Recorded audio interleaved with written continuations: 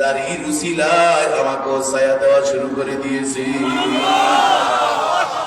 বাবা জীবনরা সেদিন যে হাদিসের 10 দেওয়ার জন্য সফরে যাচ্ছিলেন, ওই সফরে বসে তিনি চিৎকার করে একটা কথা বলছেন, যা হুজ্জাতুল্লাহিল বালিগা কিতাবের মধ্যে বর্ণনা করা হয়েছে। তিনি তখন উপস্থিত জনতাকে বলছিলেন, ও আমার নবীর উম্মতরা শুনে নিন, আমি সামনে মুহাদ্দিসের নবী পাকের একটা দাড়ি আমি স্বপ্নযোগে পেয়ে যত্ন সহকারে রাখার কারণে রোদের মধ্যে যদি আকাশের মেঘমালা ছায়া দিতে পারে, আমি বিশ্বাস করি ও মুহাম্মদুর রাসূলুল্লাহর উম্মতরা শুনে নাও, যেই উম্মতের মুখের ভিতরে নবীর দাড়ি থাকবে সেই উম্মতের কবরের আযাব হবে না, সেই উম্মতকে জাহান্নামের আগুন কোনোদিন জ্বালাতে পারবে না। এজন্য নারায়ে রিসালাত ইয়া রাসূলুল্লাহ, আহলে সুন্নাত ওয়াল জামাত জিন্দাবাদ, জিন্দাবাদ, পুরপুরা জিন্দাবাদ, জিন্দাবাদ, সকলে বলেন আলহামদুলিল্লাহ। তাহলে একটা দাড়ি মোবারক নবী থাকার কারণে কি হলো? আকাশের মেঘমালা প্রটোকল দিচ্ছে। আর যদি এতগুলা দাড়ি থাকে, জাহান্নামের আগুন আমাকে প্রটোকল দিয়ে রক্ষা করবে কি করবে না? কাদের বিশ্বাস আছে দুহাত করে আল্লাহকে দেখিয়ে দিই, নারে তাকবীর, নারে রিসালাত। সবাই নবীজির সুন্নাহ পালন করতে রাজি আছেন? আচ্ছা, যার যার দাড়ি নেই, প্রাপ্ত বয়স্ক হয়েছেন, দাড়ি ছাটেন কাটেন, ওই যে ফাসেকে মুসলিম যারা রয়েছেন, এরকম 2-4 জন হাত জাগান।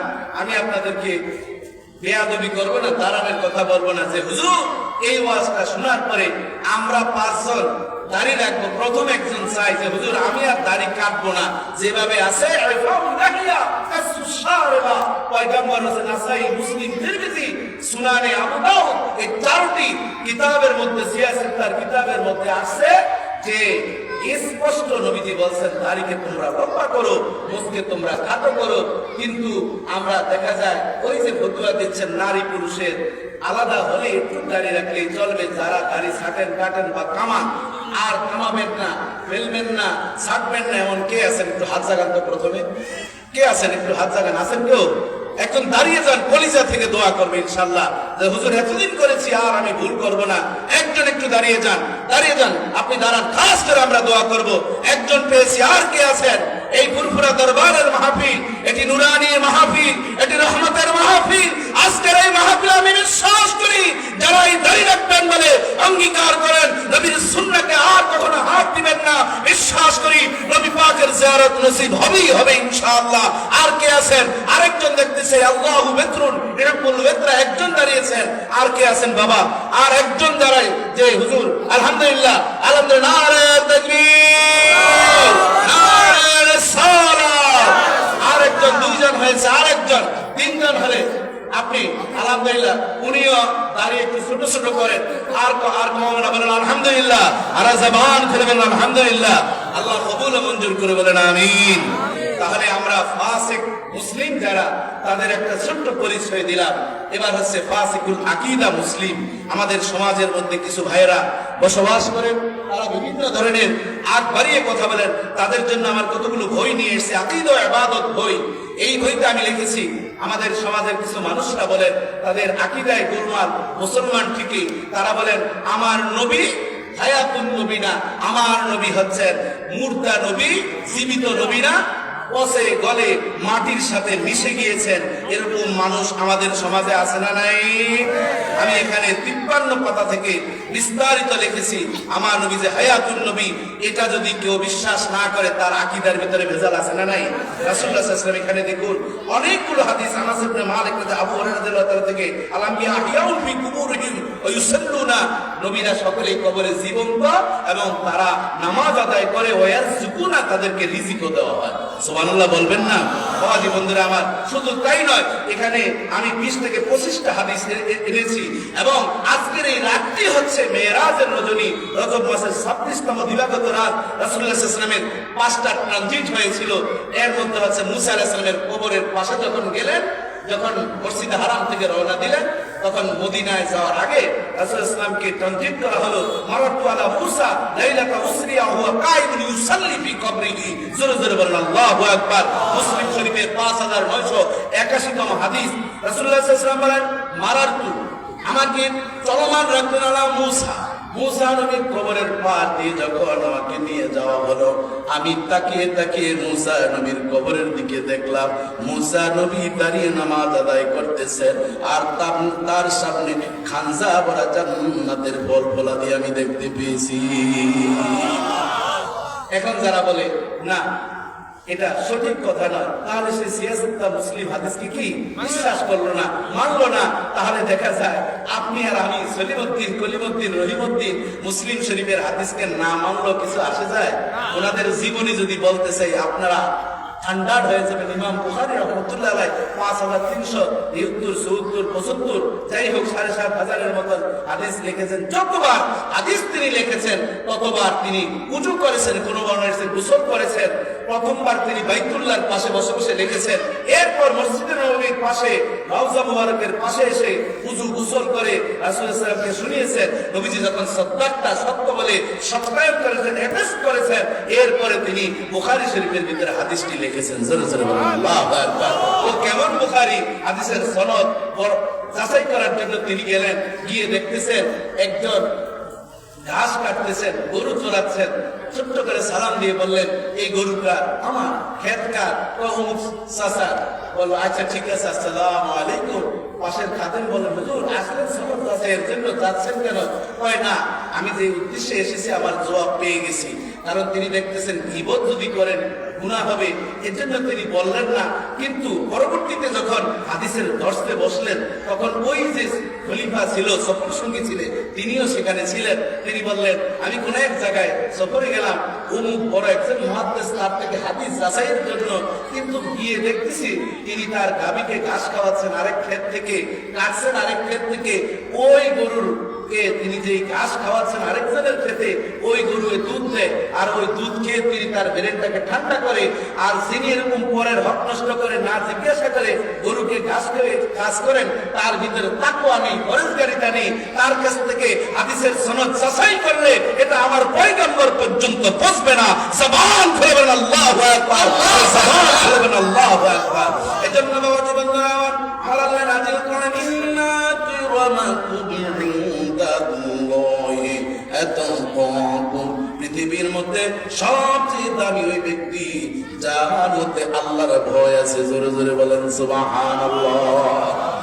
দাদাকে খাবার দিবেন এভাবে, ঘোড়াকে খাবার দিবেন একবার, এভাবে ডাকে ডাকে দেয় না, ডাকে ডাকে দেয় না। তিনি গেলেন হাদিসের সনদের যাচাইয়ের জন্য। এরপরে দেখা যায় ওনাকে সালাম দিয়ে ওই আগের মতন বিদায় নিলেন। তখন বললেন, হুজুর চলে আসলেন। কয় না, আমি যেটার জন্য গিয়েছি, যিনি এভাবে ধোকা দেন তার থেকে হাদিসের সনদ আসলে ওই হাদিসের অ্যাকশন আমার নবী পর্যন্ত বুঝবে না। জোরে জোরে বলেন আল্লাহু আকবার। এরা কেমন ইমাম বুখারী, কেমন ইমাম মুসলিম ছিলেন, এজন্যই ওই হাদিস আমরা পেয়েছি। রাহগিয়ে রসমে আজান, রাহগিয়ে রসমে আজান, রূহে বেলালি না রহি, রাহগিয়ে রসমে আজান, রূহে বেলালি না রহি, বুখারা আতা হ্যায় বুখারিনি।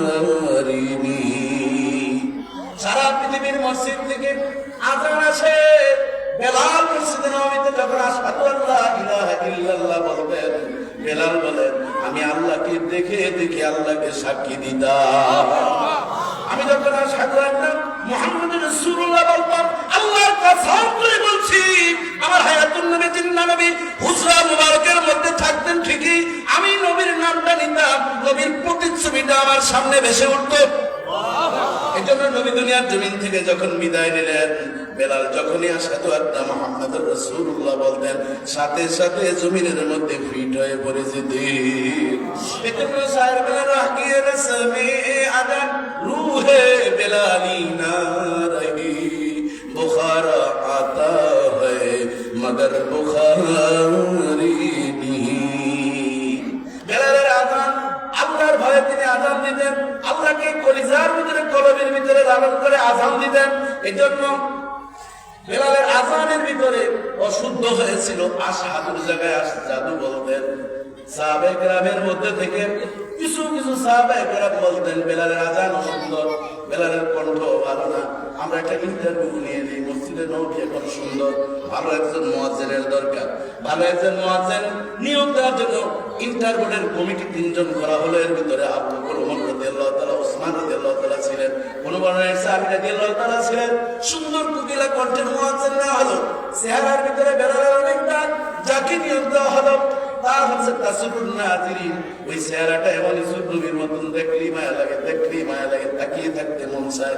যখন আজান শুরু করে দিল, মসজিদে নববীর আশেপাশে যতগুলো বাড়ি ছিল সবাই খুশি, এত সুন্দর কণ্ঠের অধিকারী মুয়াজ্জিন নিয়োগ দেওয়া হয়েছে।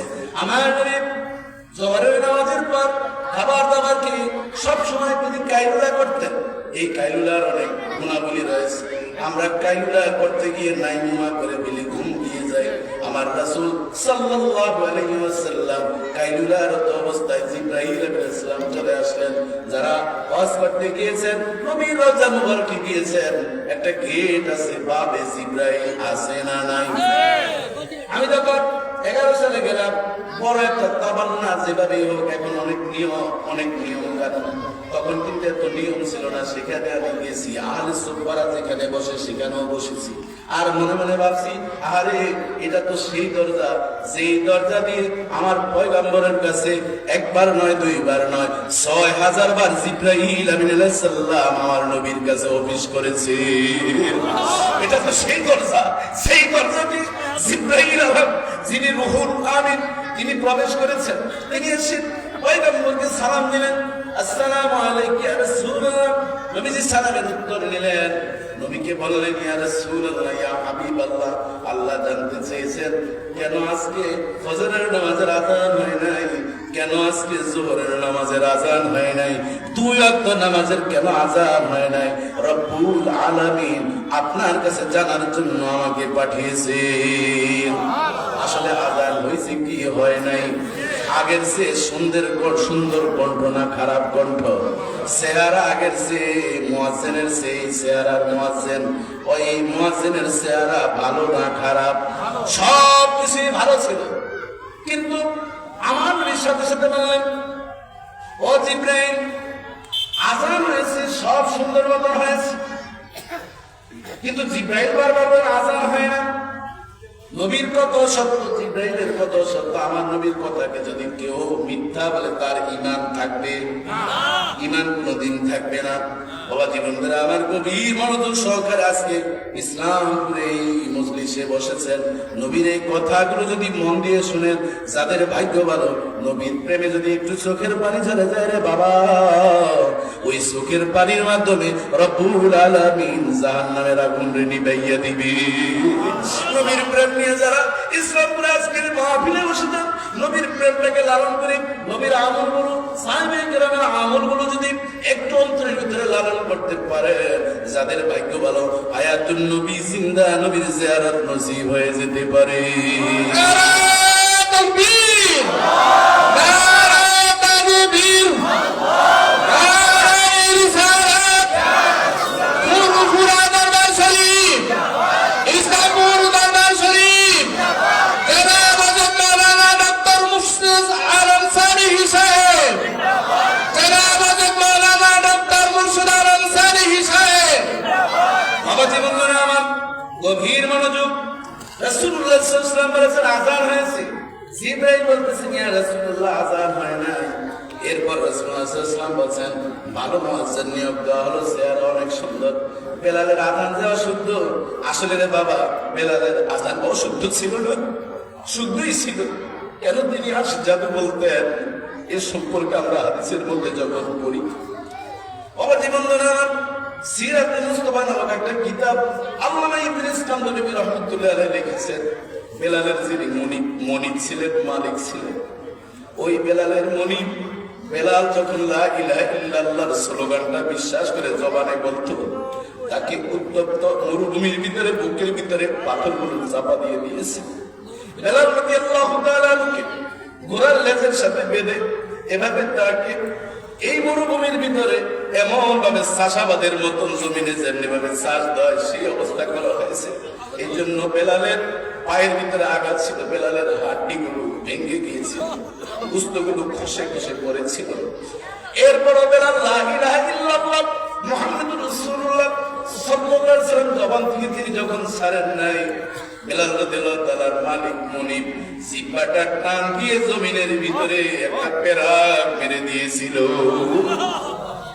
বাবা জীবন ওই মধ্যে বেলাল রাদিয়াল্লাহু তাআলা আহাদ আহাদ আহাদ বলতেছিলেন। ওই যে ছিদ্র করা হয়েছিল এই জন্য জিহ্বার ভিতরে জড়তা হয়ে তিনি আশহাদু বলতেন, কিন্তু শোনা যেত আশজাদু। আমার আল্লাহ সুবহানাহু ওয়া তাআলা জিবরাইলকে পাঠিয়ে দিয়ে বললেন, জিবরাইল রে, আমার হাবিব মুহাম্মদুর রাসূলুল্লাহকে বলে দাও, বেলাল যখন আযান দেয় আমি রব্বুল আলামিন বেলালের আযান সরাসরি আমি উপভোগ করতে থাকি।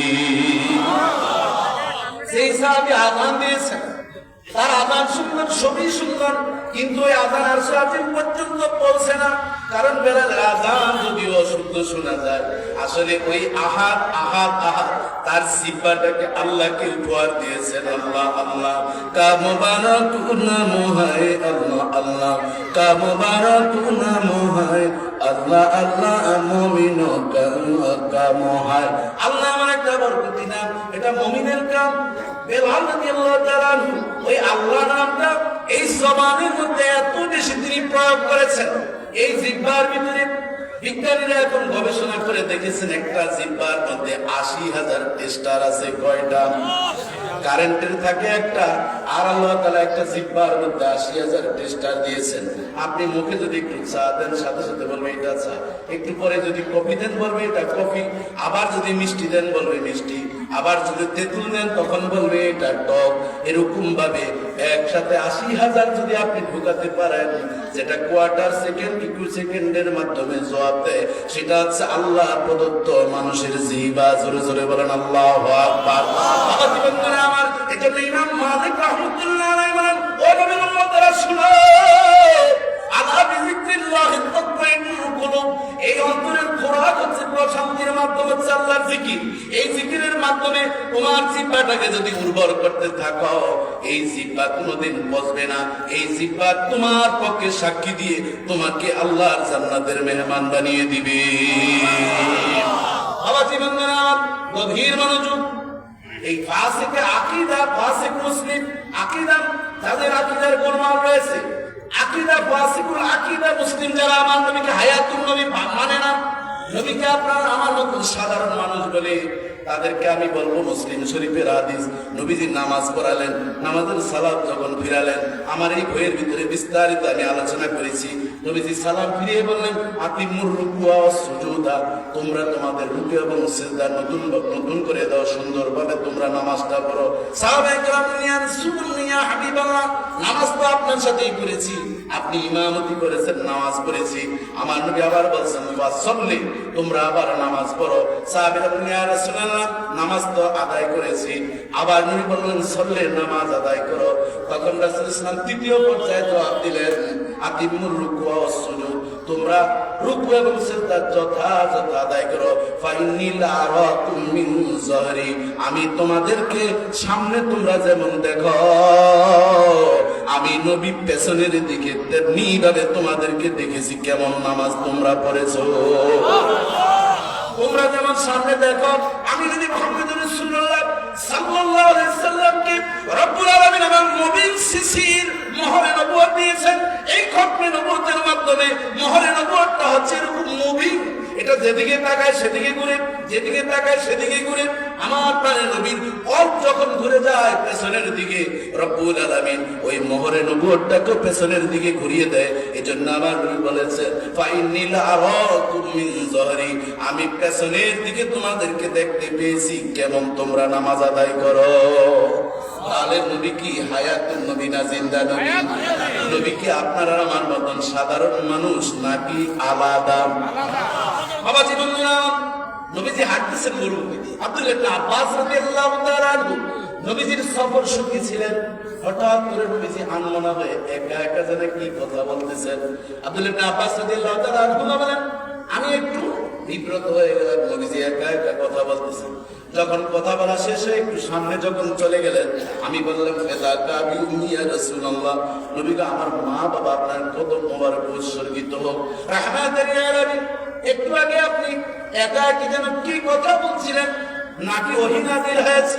জামানার পয়গম্বর বলেন, আরে আব্দুল্লাহ, ইন্নী লা আরিফু হাজারাল মক্কা, এই মক্কার পাথররা আমার চিনে, আমি নবীও মক্কার পাথরগুলোকে চিনি। ইউসাল্লিমু আলাইয়া, তারা আমাকে সালাম দিতেছে, আর আমি পাথরগুলোর সালামের জবাব দিতেছিলাম।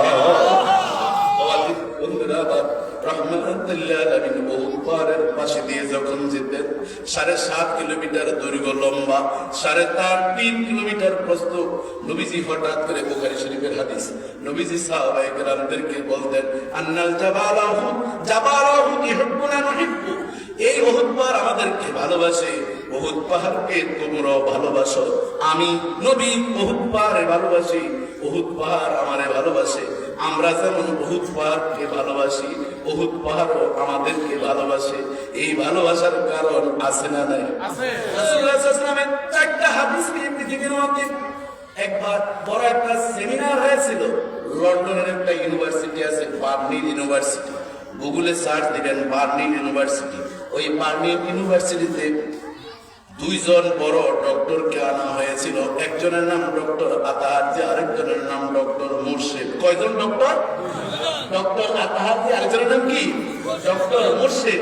আমি আপনাদেরকে কথা কোন জায়গা থেকে বলতেছি মনে রাখেন, আমার আলোচনা কিন্তু মূল ঠিক আছে। ঐক্যের প্রয়োজনীয়তা বলতে বলতে মুসলমানদেরকে ভাগ করছি কয়টা ভাগে মনে আছে তো? কামেল মুসলিম, ফাসিক মুসলিম, ফাসিকুল আকীদা মুসলিম। ওই ফাসিকুল আকীদা মুসলিম যারা আমার নবীকে আপনার আমার মতন খালাতো ভাই, মামতো ভাই, বেয়াই মনে করে, তাদের জন্য অ্যান্টিবায়োটিক কোর্স চলতেছে। কথা ঠিক কিনা বলেন?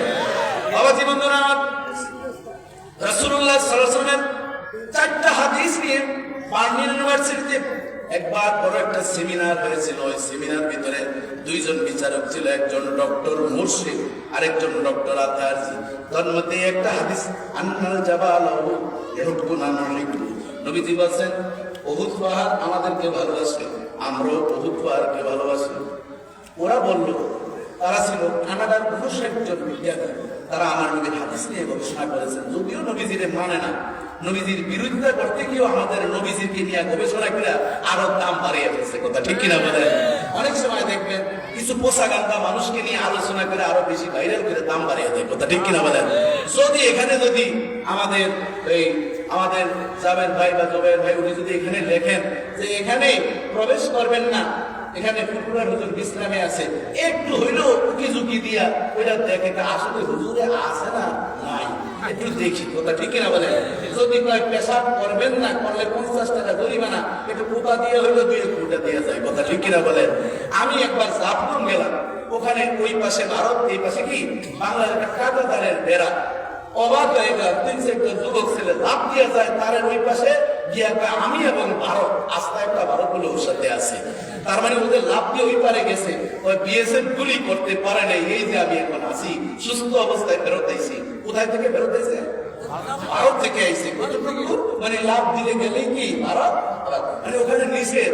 কিন্তু ওই যে আল ইনসানু হাদিসুম মিম্মা মুনিয়া, মানুষের স্বভাব সাথ হচ্ছে যেখানে নিষেধ করে সেটার প্রতি কি আকর্ষণটা কি পারে। যদি বলতে পারেন ভাই কারো কাছে কইেন না, আমরা মা বোনের কাছে যদি বলেন পারি গো কইেন না, বা কোনো বোন যদি বোনের কাছে বলে ওর কাছে কইছি, আল্লাহর রাস্তায় কারো কাছে কইছি না, কোন রকম পুজোর দিয়া হলে 1 মিনিটের মাথা অন্তত 3 জনের কাছে কয়। কথা ঠিক কিনা বলেন?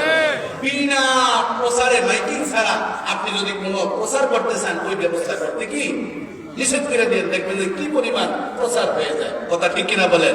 আমি কাউকে ছোটও করতেছি না, আবার খাটোও করতেছি না, দাম বাড়াইতেছি না। মানে বাস্তবতার সাথে বলা হয়। যখন বলেন ভাই আজকে যে ঘটনাটা ঘটছে, কয়ে না ভাই আমি কয়েকটা মুদা দিয়ে হুজুর একটু মুদা দিয়ে, এই মুদা দেওয়ার নাম দিয়ে অত ওইখানে গিয়ে 2 জন পাইলে মুছে দিয়ে হুজুরে কান কাটাইছে কি, এরকম আছে না নাই? যাই হোক বাবাজি বন্ধুরা আমার, রাসূলুল্লাহ সাল্লাল্লাহু আলাইহি ওয়াসাল্লামের ওই শান এবং মান নিয়ে বলতেছি। যখন নবীজি উহুদ পাহাড়ের পাশ দিয়ে দিতেন, আলী ইবনে আবি তালিব রাদিয়াল্লাহু তাআলা বলেন, আনাস ইবনে মালিক রাদিয়াল্লাহু তাআলা বলেন, নবীজি সব সময় খালি উহুদ পাহাড়টাকে নিজের মনে করে বলতেন, জাবালাহু ইহুব্বুনা নুহিব্বু, জাবালে হুদ আমাকে ভালোবাসে, আমিও জাবালে হুদকে ভালোবাসি।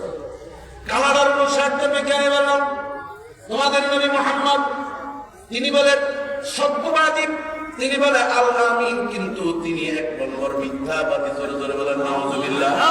কারণ জড় পদার্থ ভালোবাসে কেমনে? একটা পাথর, পাহাড়ের পাথর, এটা নবীজিরে ভালোবাসে, এটা কোনোদিন হতে পারে না। মানুষ ভালোবাসতে পারে, কিন্তু পাথরের কোনো জ্ঞান আছে নাকি? নাই। কিন্তু পাথর কিন্তু আল্লাহর ভয়ে কান্না করে। কথা ঠিক কিনা বলেন? কোরআনের আয়াত হাদিস অসংখ্য আছে, কিন্তু মূল কথাগুলো আপনাদেরকে বোঝানোর জন্য বলছি বাবা। এরপরে ওরা বসলো, বসার পরে তারা চিন্তা করলো, আচ্ছা কিভাবে নবী হাদিসটা বলছে, আমরা একটু গবেষণা করে দেখি তো। গবেষণা করে গিয়ে তারা এই 3.5 কিলোমিটার দৈর্ঘ্য, 7.5 কিলোমিটার প্রস্থ উহুদ পাহাড়ের উপর মেগাপিক্সেল একটা মনিটর সেট করলেন এবং হেলিকপ্টার দিয়ে তারা উপরে যাচ্ছেন রহস্য বের করতে। বাবা জীবন্তরা চলছে গবেষণা, চলছে গবেষণা। প্রথম দিন, দ্বিতীয় দিন, তৃতীয় দিন, চতুর্থ, পঞ্চম, সপ্তম দিনে তারা মাইক্রোস্কোপ দিয়ে দেখতে পাচ্ছেন 7.5 কিলোমিটার উহুদ পাহাড়ের ভিতরে লেখা আছে লা ইলাহা ইল্লাল্লাহু মুহাম্মাদুর রাসূলুল্লাহ। জোরে জোরে সাল্লাল্লাহু আলাইহি ওয়াসাল্লাম। ডক্টর মুর্শিদের কাছে যখন ওই মনিটরের মাধ্যমে, ওই সিসির মাধ্যমে ওই ফোকাসটা যখন আনা হলো, ডক্টর মোর্শেদ বলতেছেন মুহাম্মদকে মিথ্যাবাদী বলার আগে আমি বলবো তোমরাই বড় মিথ্যাবাদী। উহুদ পাহাড় শুধুমাত্র মুহাম্মদুর রাসূলুল্লাহকে ভালোবাসে না, মুহাম্মদুর রাসূলুল্লাহর যে রব আল্লাহ সুবহানাহু ওয়া তাআলাকে এবং মুহাম্মদুর রাসূলুল্লাহ সাল্লাল্লাহু আলাইহি সাল্লামকে ওই উহুদ পাহাড়ের কলিজার ভিতরে লালন করতেছে কিয়ামতের পূর্ব পর্যন্ত। আপনি বলেন হুজুর এটি কি সম্ভব? সব সম্ভব। ওই মন নিয়ে, ওই ধ্যান নিয়ে, ওই চোখ নিয়ে যদি আপনি চক্ষুটা বন্ধ করেন, তখন দেখবেন ইত্তাকু ফিরাসাতাল মুমিনিন ফাইন্নাহু ইয়ানজুরু বিনূরিল্লাহ। রাসূলুল্লাহ সাল্লাল্লাহু আলাইহি ওয়াসাল্লাম হাদিস শরীফের মধ্যে বর্ণনা করেন, যা মুসলিম শরীফের ভিতরে এসেছে, নবীজি বলছেন যারা আল্লাহওয়ালা ব্যক্তি, আল্লাহওয়ালা ব্যক্তিদের তাজকিয়া নাও, আত্মশুদ্ধিকে তোমরা শ্রদ্ধার সাথে তারা সম্মান করো, শ্রদ্ধার সাথে তোমরা বরণ করে নাও, অন্তরের অন্তঃস্থল থেকে তোমরা মেনে নাও। কারণ আল্লাহর ওলিরা যখন তাকায়, তারা তাদের স্বাভাবিক চোখ দিয়ে তাকায় না, আল্লাহর কুদরত চোখ দিয়ে তাকাইলে একজন ফাসিক, একজন কাফের ওলিউল্লাহে পরিণত হয়ে যায়। ছোট্ট একটা ঘটনা বলবো, শুনবেন তো? সবাই শুনতে রাজি আছেন? আপনারা তো ঘটনা শুনলে হুজুর আসি একেবারে ফজর পর্যন্ত আপনি যদি থাকেন, কিন্তু হুজুর ফজরের নামাজ একটু অসুবিধা হয় মসজিদে এসে পড়তে। কথা ঠিক কিনা বলেন? ওয়াজ টেস্ট লাগে, নামাজটা খুব কষ্ট, আর শীতের দিন উজু করা তো আরো কষ্ট। কথা ঠিক কিনা বলেন? তারপরেও বলতেছি, অন্তরের জানালা খোলে, হৃদয়ের জানালা খোলে এই ঘটনাটা শুনবেন। বায়েজিদ বুস্তামি রহমাতুল্লাহ আলাইহির নাম শুনছেন তো? উনি কেমন ওলি ছিলেন? বড় মাপের একজন ওলি ছিলেন। ওনার আস্তানাটা কোথায় ছিল? এদিকে কি চট্টগ্রাম না? হ্যাঁ, ওইদিকে ছিল। ওনার এলাকায় একটা চরিত্রহীন মহিলা, বুঝে নিত, চরিত্রহীন বুঝে নিত, সেরকম একটা মহিলা, তার কাজ ছিল ওই টাকার বিনিময়ে দেয়া বসা। তো মুরিদ মুত্তাকিনরা বলে, হুজুর আপনার যেই এলাকা, এই এলাকাটা সবাই জানে বায়েজিদ বুস্তামি এলাকা, এখানে ঘন্টা আছে, তারিফ তারকিন হয়, কিন্তু এখানে এই একটা মহিলার কারণে এই এলাকার যুবকগুলো চরিত্রহীন হয়ে যাচ্ছে। এটাকে যেভাবেই হোক আপনি দমন করেন, না হলে এমন একদিন আসবে ওই এলাকায় হয়তো বা আপনি থাকতে পারবেন না, প্রশ্নবিদ্ধ হয়ে যাবে। বাবা জীবনদার আমার আল্লাহর বায়েজিদ বুস্তামি রাহমাতুল্লাহ আলাইহি কয়েকদিন পর্যন্ত তিনি বিষয়টা অবজারভেশন করলেন, ইস্তেখারা করলেন। কারণ আল্লাহ ওলিরা কখনো ইস্তেখারা ছাড়া কাজ করে না। কথা ঠিক কিনা বলেন? আমার নবীজির সাহাবী আবু হুরায়রা রাদিয়াল্লাহু তাআলা বলেন, পয়গম্বর এমন ভাবে ইস্তেখারার কথা বলতেন, আমরা মাঝে মধ্যে ভয় করতাম, না জানি ইস্তেখারার নামাজটা আমাদের উপর ফরজ হয়ে যায়। আমরা তো ব্যবসায় ঠকার পরে কি আরে বুঝলাম না ঘটনাটা কি। চাকরি অনেকে এখানে 20,000 টাকা, 2,000 টাকা পাইলে দৌড় মারে, পরে দেখা যায় 3 মাস পরে চাকরিটা কমপ্লিট। কথা ঠিক কিনা বলেন? আমি গুলশান শাহজাদপুর মসজিদে 12.5 বছর খতিব ছিলাম। আমেরিকান ইন্ডিয়ান এমবেসির পাশেই একসাথে ইন্টারভিউ দিলাম, দুইটাতে পাস হয়ে গেছি। মুক্তাপাড়া পাঁচতলা মসজিদ, এটা বলতেছি সেই 13-14 সালের ঘটনা। 13-14 সাল না, 2011 সালে।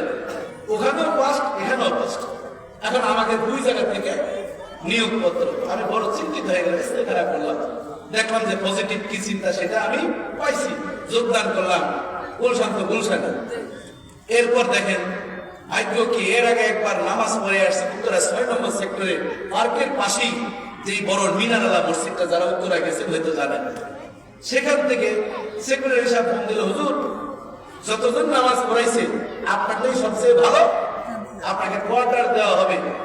সেই 11 সালে 15,000 টাকা বেতন দেওয়া হবে, শুধু ক্ষতি। এখন আমার এখানে মাত্র 1.5 থেকে 2 মাস। আমি আমার বাবা ছিলেন, আব্বাকে জিজ্ঞাসা করলাম, বন্ধু মহলকে জিজ্ঞাসা করলাম যে মাত্র 1.5-2 মাস হয়েছে, এখানে গুলশানেতে 11,000 টাকা বাসা নাই, আর ওখানে দিবে বেতনও বেশি, আবার একটা বাসা উত্তরার মতন জায়গা। এই লোক সামলানো সহজ না কঠিন? আরো জোর বলেন, সহজ না কঠিন? কঠিন হইতে হইতে আমি চিন্তা করলাম, না আব্বা কি বলেন, বলো বাবারে বেশি টাকার লোভ করো না, এর ভিতরে বরকত হবে, তবে ইস্তেখারা করো। আমি চিন্তা করলাম ওই যে নবীজির হাদিস, ইস্তেখারা করে দেখলাম ঠিকই ঝামেলা আছে। পরবর্তীতে দেখলাম ওই মসজিদের পরবর্তী যে ক্ষতি 6 মাসও টিকে নেই। এক ক্ষতি আসলে উনি খুব গরম ওয়াজ করে, আবার ঠান্ডা ক্ষতি পেলে উনি ঠান্ডা ওয়াজ করে, কারণ মাঝখান দিয়ে ক্ষতি পাইব কি, কথা ঠিক কিনা বলেন? তাহলে আমি 12 বছর গুলশানে ছিলাম। এরপর এখন শ্যামলী শাহী মসজিদে জুমা পড়াচ্ছি। সেখানে আল্লাহ কবুল করেছেন ওই শাহজাদপুর মসজিদ থেকে 3-4 গুণ বড় 11 থেকে 12,000 মুসলিয়া, বলেন আলহামদুলিল্লাহ। আজকে জুমা পড়ি আপনাদের এখানে আসলাম, তাহলে রিজিক দেওয়ার মালিক কে? আমি আমার এই আমলি জান্নাত বইয়ের ভিতরে ইস্তেখারার ফজিলত সম্পর্কে আমি এখানে আলোচনা করেছি। ইস্তেখারা করবেন, যে কোনো ব্যবসা, যে কোনো চাকরি, কোথাও মেয়ে বিয়ে দিবেন, ছেলে বিয়ে করাবেন, আমলটা বড় বরকতি জিনিস। আর হক্কানি পীর আউলিয়ার কাছে আমল অত্যন্ত গুরুত্বপূর্ণ। কি এটি ম্যাগনেট, যখন হেরে যায় তখন হায় হায় কল্যাণটা কি 3 দিন ইস্তেখারা করলেই তো হইতো। কিন্তু এই এবাদত কেউ করতে চায় না, যেমন হোমিও ওষুধ কেউ খাইতে চায় না, এলোপ্যাথিক খাইলেই ডাইরেক্ট একসাথ খারায়, জায়গায় বেড়ে, জায়গায় খায়, জায়গায় বেড়ে, কথা ঠিক কিনা বলেন? এরপরে ইন্দুরের মতো মইরেও যায় তাড়াতাড়ি, কথা ঠিক কিনা বলেন? বাবা জীবন আমার ভাইজিদ মুস্তাফি রহমতুল্লাহ আলাইহি ইস্তেখারা করে কি করা যায়? ইস্তেখারার ফলাফল তিনি পেলেন, ইলহাম তিনি পেয়ে গেলেন। এবার তিনি তার খাদেমকে ডাক দেয়া বললেন, ও খাদেম তুমি যাও মহিলার কাছে গিয়ে জানো তার কাছে থাকার জন্য কি লাগে। মহিলা যখন গেলেন, তখন মহিলার কাছে যখন তার খাদেম গেলেন, ভাইজিদ মুস্তাফি রহমতুল্লাহ আলাইহি খাদেমকে খবর নিলেন, ওই মহিলার সাথে 1 রাত যাপন করতে গেলে 1000 দিরহাম লাগে। কয় হাজার? ধরেন 1000 টাকা। আমাদের ওই যুগের সাথে না, মানে বুঝার জন্য বলতেছি। এবার 1000 টাকা দিয়ে পাঠিয়ে দিছে। মহিলা যখন 1000 টাকা গ্রহণ করতেছে, যাতে মাতাল তালে ঠিক। মহিলার নামাজ না পড়লেও যারা পড়ে এদেরকে দেখবেন মানুষের শ্রদ্ধা করে। রোজা না রাখলেও যারা রাখে তাদেরকে কি শ্রদ্ধা করে। যে মা বোনরা পর্দা করে না, যারা করে এদেরকে একটু হইলেও কি শ্রদ্ধা ভক্তি করে। যে চাচা মিয়া ঠিক মতন নামাজ পড়ে না, শাশির গুণগান গিয়ে সার দোকানে পাঠিয়ে ফেলে। কথাটা কিনা বলে তোমার শাশি জানো নামাজ রাখতে পারে রে, ও তাহাজ্জুদ হলো, তাহাজ্জুদ এটাও করে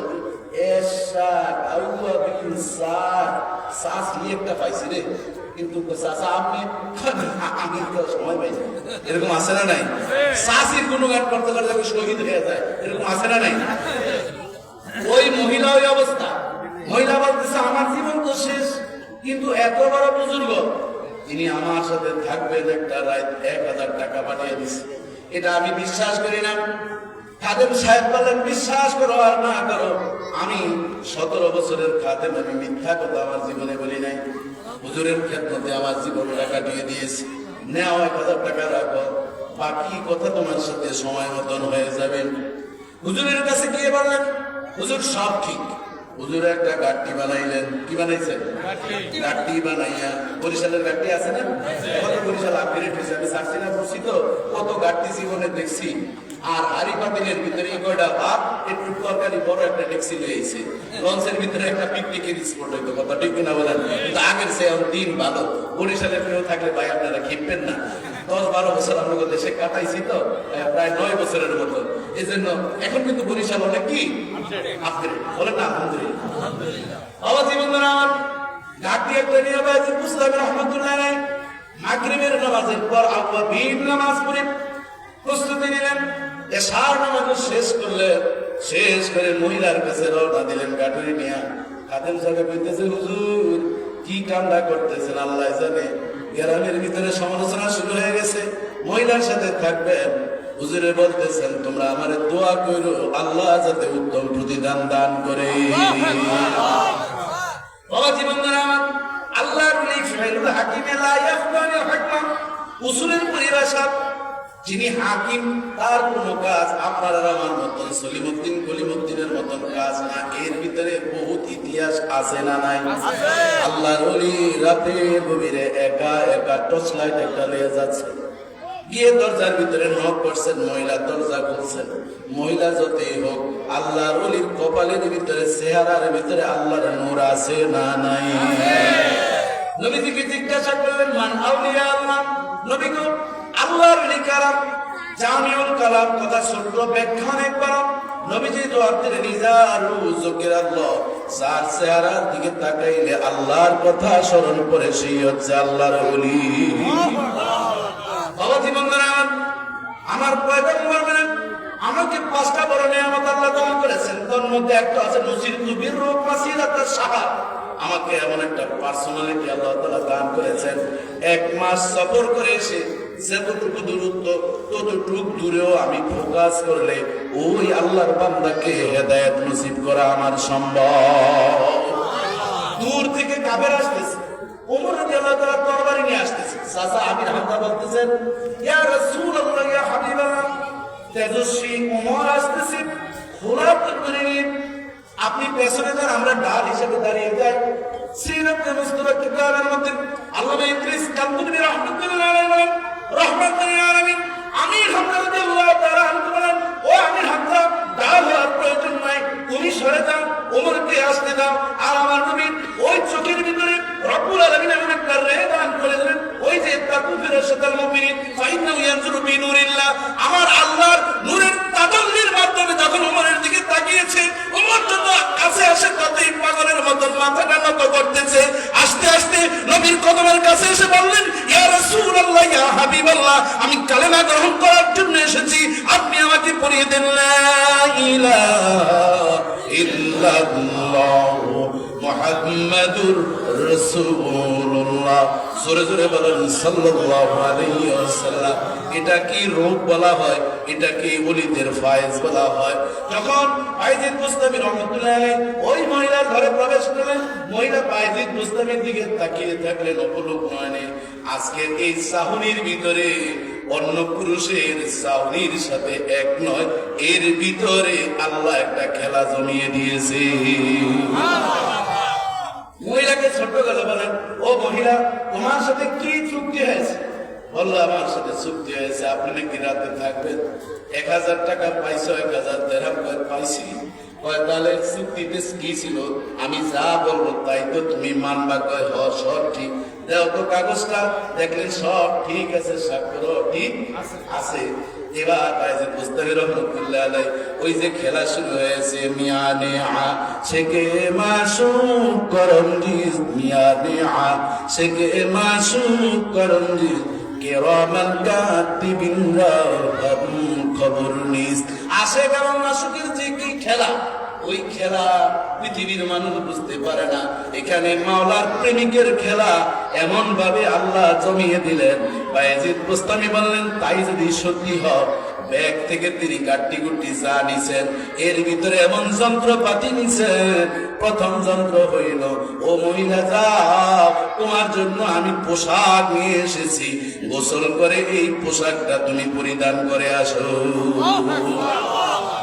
মহিলা বলে, এখন কেন গোসল করবো? তাই না, আগে গোসল করতে হবে, আমার জামা পরে আসতে হবে, তারপর তোমার সাথে কথাবার্তা হবে। এবার মহিলা গোসল করতে গেলেন। মহিলা যখন বাইজিদ মুস্তাফি রহমাতুল্লাহ আলাইহি ওই যে জামাটা গায়ে দিয়েছেন এটা হলো ওই জামা যেই জামাটা ছিল রব্বুল আলামিন ইব্রাহিম খলিলুল্লাহরে যখন অগ্নিকুণ্ডে যখন নিক্ষেপ করলো, নমরুদ যখন নর্তকীর নাচ শুরু করে দিল, বিভিন্ন ভাবে শালীন পরিবেশ শুরু করলো, আগুনের ভিতরে যখন ইব্রাহিম খলিলুল্লাহকে প্রেরণ করা হলো, জিবরাইল আলাইহিস সালাম একটা পোশাক নিয়ে আসলেন, আগুন প্রুফ একটা পোশাক নিয়ে আসলেন, আর আল্লাহ ডাক দিয়ে ওই আগুনকে বলেন ইয়া নারু কুনি বারদান ওয়া সালামান আলা ইব্রাহিম।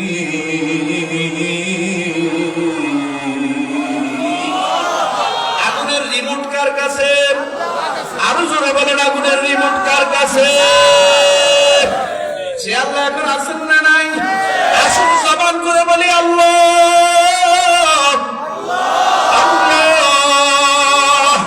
আরো জবান খুলে বলেন আল্লাহ। সে আল্লাহর কাছে রিমোট।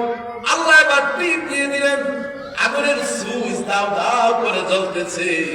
মাগার আগুন আমার ইব্রাহিম খলিলের একটা পশম পোড়াতে পারে নাই। আকে লতফে খেইসেরা এজহার কটা কে লতফে খেইসেরা এজহার কট বা খলিলাস নারেরা গুলজারে কট। বলেন আল্লাহু আকবার। দুনিয়ার মানুষ যখন আগুনগুলো জ্বলতেছিল, ওই নমরুদের যারা সালাসামুন্ডা ছিল তারা দেখতেছে দাও দাও করে আগুন জ্বলতেছে, কিন্তু রব্বুল আলামিন ওই অগ্নিকুণ্ডটাকে একটা ফুলের বাগানে পরিণত করে দিয়েছে। ওই মহিলাকে যে কাপড়টা দিলেন, ওই কাপড়টা ছিল এমন কাপড়, দুনিয়ার সাধারণ কাপড়ের মতন নয় রে মানুষ। এই কাপড়টা যখন মহিলা পরলেন, মহিলার শরীরের মধ্যে কম্পন শুরু হয়ে গেল। এবার দ্বিতীয় রাউন্ড চলছে, সেমিফাইনাল চলতেছে। এখন ফাইনাল খেলার জন্য ওই যে গাঠরি থেকে বড় যন্ত্রটা পাঠিয়ে দিচ্ছেন, যে যন্ত্রের মাধ্যমে আজ থেকে 720 বছর আগে শাহজালাল ইয়ামানি রহমতুল্লাহ আলাইহি রাজা গৌর গোবিন্দ যখন যানবাহন বন্ধ করে দিয়েছে, যে যন্ত্রটা ফেরি হয়ে সুরমা নদীর পার থেকে ওপার পৌঁছে গিয়েছে। ওই যে যে যন্ত্রের মাধ্যমে 360 জন সঙ্গে উঠেছিল, একটা কেবল জায়নামাজ ছিল। ওই জায়নামাজটি এত সম্প্রসারিত, যিনি করেছেন তিনি কে? বাবা জীবন করে আমার আল্লাহর শাহজালাল ইয়ামানি রহমাতুল্লাহ আলাইহি জায়নামাজ বিছালেন। আল্লাহ তাআলা জায়নামাজটাকে পানিকে বললেন, পানি রে, এই ফেরিটাকে তুমি তোমার পানির স্রোতের মাধ্যমে পার করে দাও।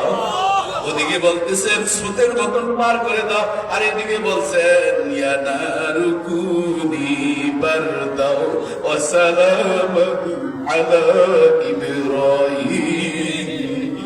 আমার ইব্রাহিমের একটু আদর করো, আমার ইব্রাহিমের যেন কোনো ক্ষতি না হোক। ও জীবনুল্লাহ রাসূলুল্লাহ সাল্লাল্লাহু আলাইহি ওয়াসাল্লাম বলেন, ইব্রাহিম খলিলুল্লাহকে আল্লাহ তাআলা এমন যত্ন করে রাখলেন, ওই যত্ন অবস্থায় 40 দিন পর্যন্ত আগুন দাউ দাউ করে জ্বলতেছে। আর একটা ল্যাংড়া মশা নমরুদের মাথার মধ্যে ঢুকছে। আসলে এটা ল্যাংড়া মশা ছিল না, আল্লাহর একটা সৈন্য ছিল, ডিফেন্স। ওই যে আবাবিল পাখি পাঠাইছে, আবাবিল পাখি যেমনি ভাবে আপনার গোষ্ঠী শেষ করে দিয়েছে, তেমনি ভাবে নমরুদের মাথার মধ্যে একটা মশা ঢুকছে। এই মশাটা দুনিয়ার সাধারণ মশা না রে বাবা, ল্যাংড়া মশা। কারণ ল্যাংড়া মশাই পারে, আস্তা মশার প্রয়োজন নাই। আল্লাহর একটা প্রতিবন্ধী মশাও পৃথিবীর সবচেয়ে বড় মিসাইলের চেয়ে আরো বেশি শক্তিশালী, কথা ঠিক কিনা বলে? 40 দিন পর্যন্ত দাও দাও দাও দাও করে চলছে। 40তম দিনে কি ঘটনা ঘটলো বাবাজি বন্ধুরা আমার? মজার বিষয় হলো 40তম দিন যখন চলে আসলো, নমরুদ বলতেছে না সহ্য করতে পারি না। খাদেম আলী কইতেছে, খাদেম রে জোরে জোরে আঘাত কর, যত আঘাত করে ততই মজা লাগে, যত আঘাত করে ততই মজা লাগে।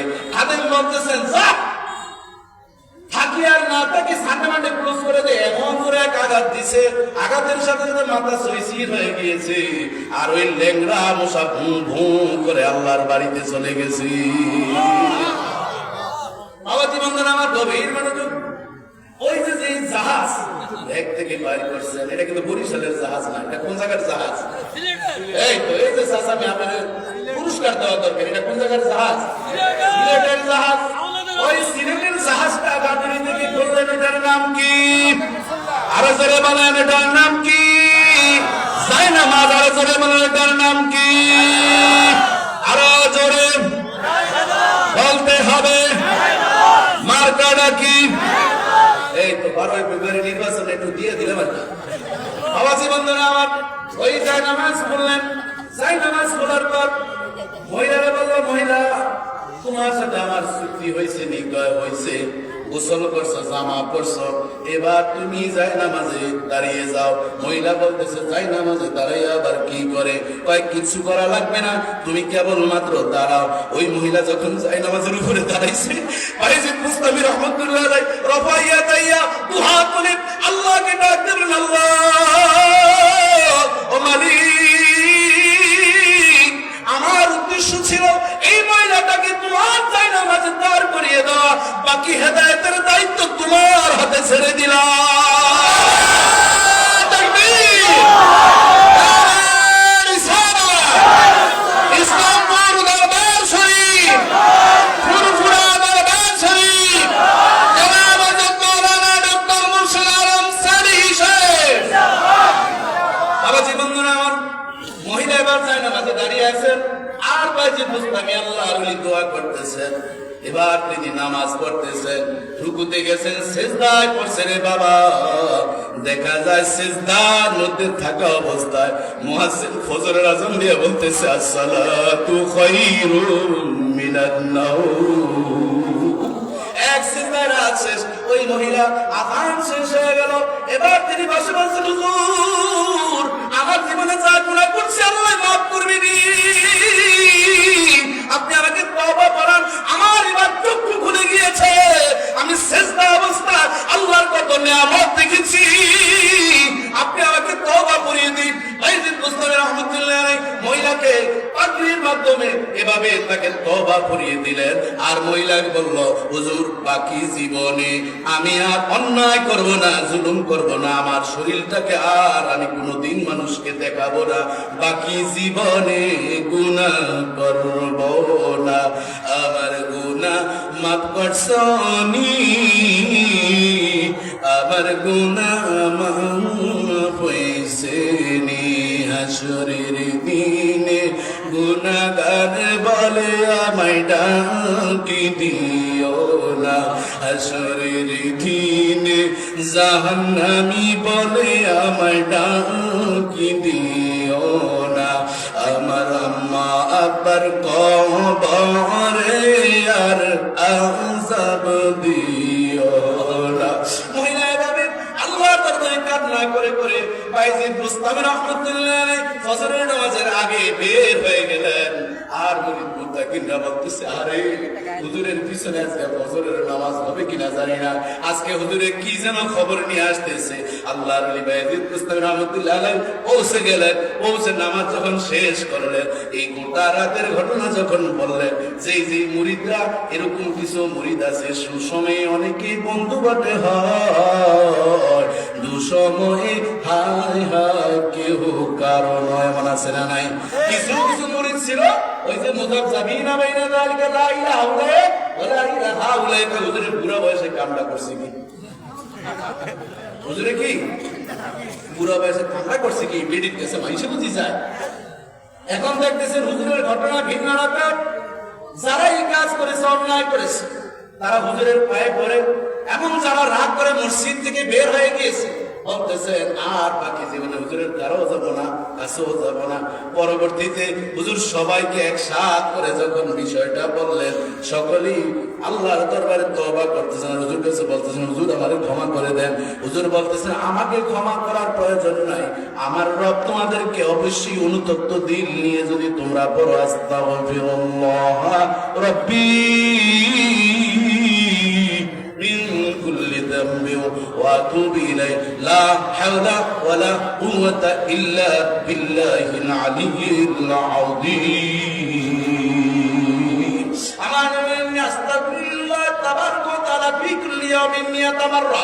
যেমন পয়গম্বর আমার সাহাবীরা, আমি প্রতিদিন এমন একটা দিন যায় না রে যেই দিনে আমি নবী 70 থেকে 100 বার আল্লাহর কাছে তওবা পাঠ করি। অথচ আমার নবীর মা তাকাত্তানা মিন যামবি ওয়া মা তাআখার, নবীর পেছনেও গুনাহ নাই, সামনেও গুনাহ নাই, কিন্তু যাদের ফাসিকুল আকীদা মুসলিম কিছু আছে তারা বলে আমার নবীও বলে নিষ্পাপ না।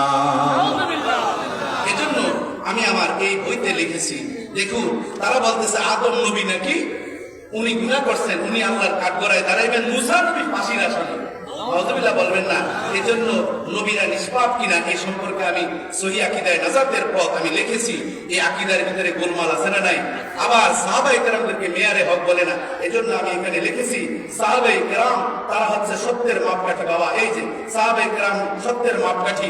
দেখুন আল্লাহ তাআলা বলেন ওয়ালাকাদ যায়্যানা সামাআদ দুনিয়া বিজিনাতিল কাওয়াকিব, আমি আমার আল্লাহর আকাশটাকে তারকারাজি দিয়ে সুসজ্জিত করেছি। যেমনি ভাবে আজকে ইসলামপুরের এই মাহফিলটা এই প্যান্ডেলের নানান জাতের কাপড়ের ফুল দিয়ে সুসজ্জিত করা হয়েছে। কথা ঠিক কিনা বলেন?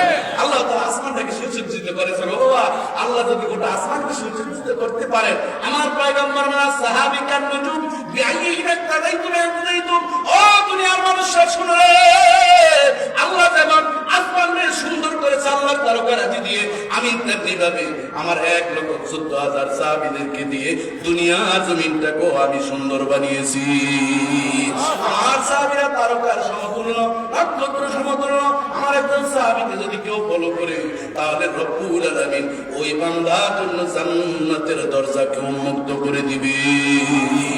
এই আকীদা যদি না থাকে তাহলে কি ফাসিকুল আকীদা মুসলিম।